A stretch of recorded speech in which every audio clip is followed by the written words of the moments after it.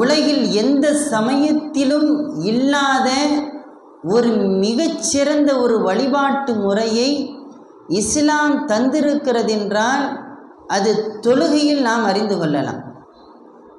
பாருங்கள், எல்லாரும் வந்திருக்கிறோம். யார் ஏழை யார் பணக்காரன்னு தெரியுதா?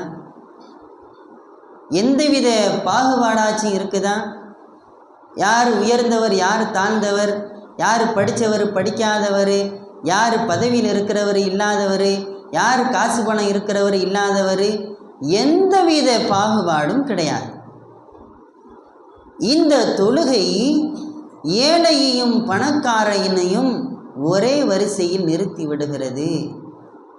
இந்த தொழுகை கருப்பரையும் வெள்ளையனையும் ஒரே கோட்டில் ஒரே நேர்கோட்டில் நிற்க வைத்து விடுகிறது.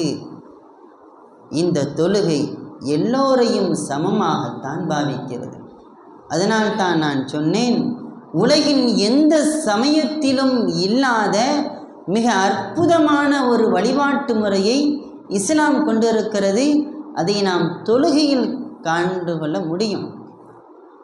வெளியில் பெரிய பதவியில் இருக்கலாம், பெரிய பணக்காரனாக இருக்கலாம், அதெல்லாம் வெளியில் பள்ளிவாசலை செருப்பை கிளட்டு போட்டு உள்ளாக்க வர்ற மாதிரி என் பதவியை கிளட்டிட்டு உள்ளாக்க வந்துடணும்.